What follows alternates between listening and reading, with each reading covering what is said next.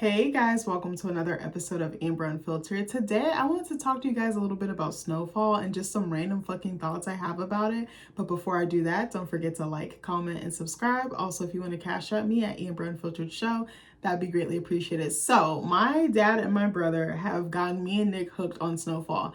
I remember when it first came out and a little bit of time went by and I had tried to watch it and I just couldn't get into it. I was like, I don't know what it is. It's just not my thing. It was very slow for me in the beginning. Again, I said this before, I'm such an impatient TV viewer. If you don't hook me in a quick matter of time, I'm like, baby, I'm out the door. I'm a runner, I'm a track star. Like, that is me. I am so impatient. I'm like, hook me, make me just like hooked, like make me just forget all sense of time, okay? Because I definitely feel like that when I watch like Succession and things like that. But I know that storytelling is very complex and you have to like build that foundation. So I was like, I don't want to shit on Snowfall too bad. But I was like, okay, where is this going? And then as more time went on and more episodes went on, I was like, oh my God, bitch, I feel like I'm a drug addict. I feel like I'm addicted to this show. Like, it's so fucking good.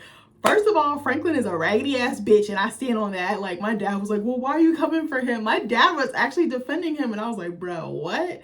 I was like, Franklin is so trash because he doesn't care what he has to do, whose toes he has to step on. He doesn't care. Like, he's gonna come hell or high water, especially about his money. He don't fuck around when it comes to his money. Like, the heinous shit that he does and how he can switch. He has like that Jekyll and Hyde persona, and Teddy definitely has it too. I literally feel like there's parallels. Like, I feel like Teddy and Franklin are very much alike. Like, they're two sides of the same coin. And then, or two sides of the opposite coin. I don't know if I said the fucking saying right. I feel like I feel like Leon and Oso are similar because they're almost like the sidekicks, to the, they're like, I don't want to say henchmen. What's the word? Lackey. I feel like that's a bad word, but you know what I mean? Like, they're like the right hand command to Teddy and Franklin, excuse me.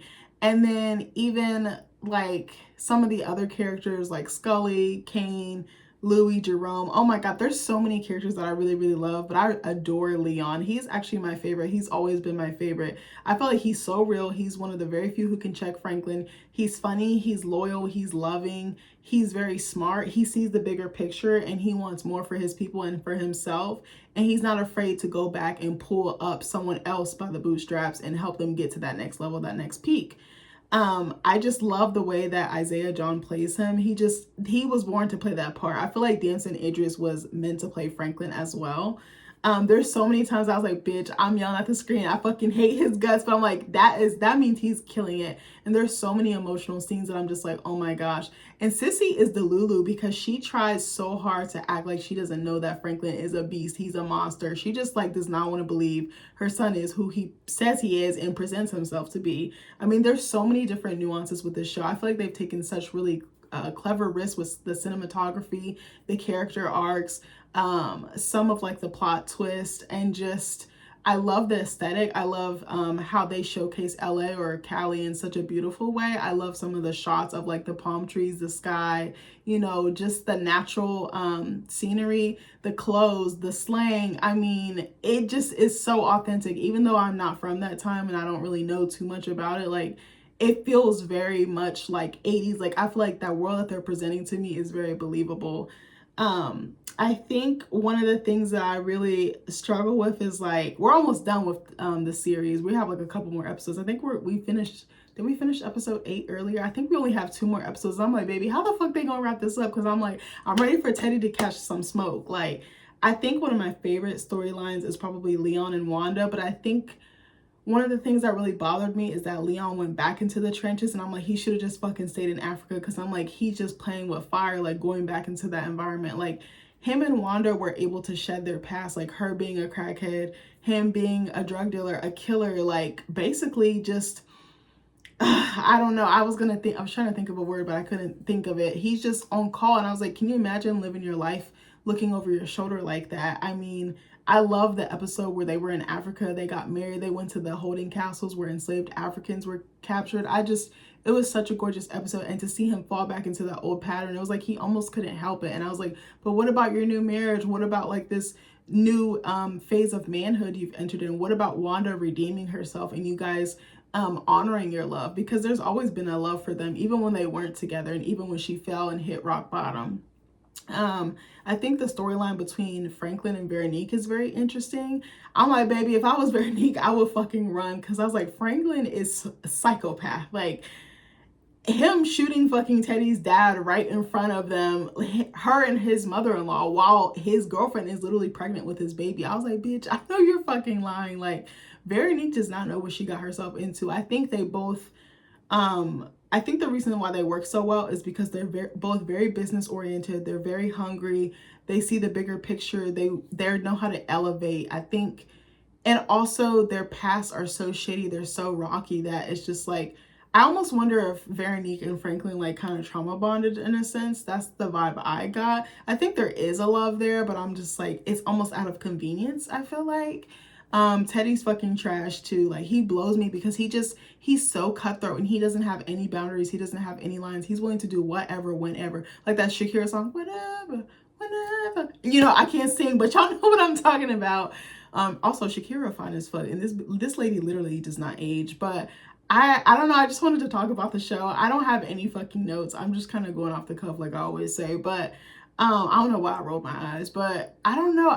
It's such a brilliant show. It's such an unapologetically Black show, and I absolutely love that. And I'm like kicking myself in the teeth or just busting myself upside the head because I'm like, baby, why didn't I give this a chance? But I feel like sometimes with content, I cannot appreciate it at the time it comes out, and then some time goes by and I'm like, oh, this is actually fire. It actually has sentimental value and it's great TV. Like some shows, I know it's not totally related, but some shows that I hated Bob's Burgers. I hated Rick and Morty. I absolutely love those shows. I hated King of the Hill too. Like Nick has got me into all three of those. I was like, these are actually great shows. They're like literally iconic shows. Sidebar, I love me some fucking Dale Gribble. He is such a fucking idiot, but I love that for him. I'm just like, he's so loyal. He's so loving, and he's going to show up for his friends and family, even though he's just like, he's like the dumbest person ever, but he's so funny. Like, I love Bob's Burgers. It's very punny. It's very like dry humor. Like you almost miss it if you don't pay attention. And Rick and Morty is so funny because Rick is just so fucking trash. He be throwing Morty to the wolves, and then Morty is like perpetually stressed the fuck out. And I'm just like, why you be leaving this man on other planets, just blasting him from other portals and dimensions? Like, and then Summer, and then like Jerry, I'm just like, oh my god, like it's just such, it shows like this dysfunction and like love like at the center of it. But I don't know, but I just absolutely adore Snowfall. I really, really loved Louie's character and just the turn that she's taken. I'm like, oh my god, I can't stand her ass no more. But I'm like, that's a testament to the actor. Another one of my favorite characters is Jerome. He lights up the screen. He dominates. He has such a charismatic presence. All of them do. I feel that way about Leon too. But the actor who plays Jerome, I'm not sure what his name is. Shout out to him.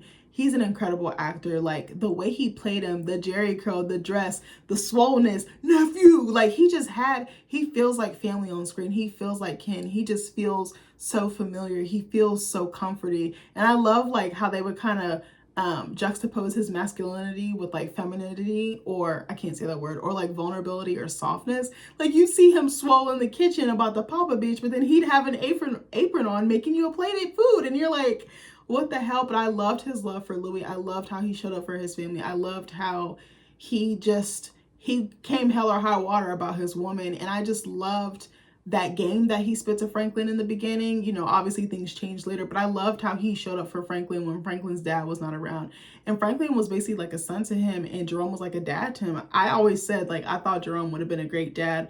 I'm not sure why him and Louis didn't have kids. Maybe she couldn't have kids. Maybe she was struggling with fertility, or maybe they didn't want kids. That's also a possibility. But I love the way he played him. I just love the nuance. I loved how he showed his trauma, his pain, his love, his joy. Like he embodied that character so well. I also really loved Oso's character. I thought him and Lucia's arc was very interesting. And I'm like, where the fuck this bitch at? Where the fuck did she go?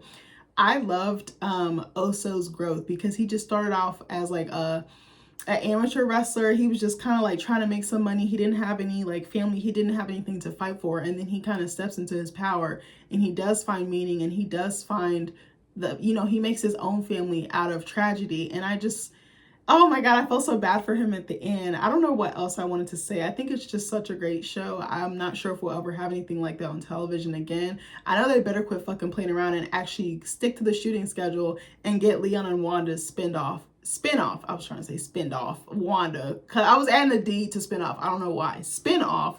I really, really want to see that. I want to support the show. I think they both actors are really amazing. I love the way that Gail Bean played Wanda. I believe Gail Bean is the actress's name. I love the way that she played Wanda. She played her with such nuance. I also love the way that the actress who played Melody played her. But Wanda's arc, the way she just hit that rock bottom and then she redeemed herself and she got her light back, she got her glow back. I love like just that transition, and she was so committed to the role. Like I literally believed every word she was selling me. Like, oh my gosh, it's such an incredible show. I'm so glad that I gave it another chance. And me and Nick are fucking hooked. I was like, baby, I'm gonna be sad when this is over. Like I'm having like existential dread and anxiety because I'm like, what is gonna happen next? How are they gonna wrap this up in 2 episodes? Like, what are they gonna do? And I remember seeing a picture of Franklin floating around on social media. So I was like, I kind of feel like I know where it's going. I was like, I have a guess. I was like, is he gonna turn into Alton? I was like, I have no fucking idea. But I'm so excited to finish it. Maybe I'll record a reaction video to that. I have no idea. Maybe I won't. We'll see what's going on. But I'm very curious to wrap this up. I feel like we're gonna finish it up this week. I love Jessie Woo. She's one of my favorite YouTubers. I literally watch all of her videos. It's so insane. But she mentioned The Righteous Gemstones, which I believe is on HBO, and I believe it has Walton Goggins and who's the comedian that's in it? I see his face. Does he have like a mullet or something? I can't remember. It's got a really good cast. But she's saying that the show is so insane and that it's so fucking good. So I was like, I'll give it a chance. And I love HBO because of the creative risks that they take, and there's no barriers, there's no limits. Their content goes there, and I think that's what I really love, because I love people who do fucked up shit, because it's like, well, why did they do that? What was their motive? What was their past like? Was there any trauma? Was there any unresolved shit? Like, I just love people who do dangerous and delicious and just nutty fucking things, because I'm like, what is their tick? What made them do that? What activated that? You know, I'm just so curious. But I love examining people's behavior, and I think storytelling is such a powerful medium to do that. But anyways, I hope you guys like this video. I love you, and I'll see you in the next one. Bye.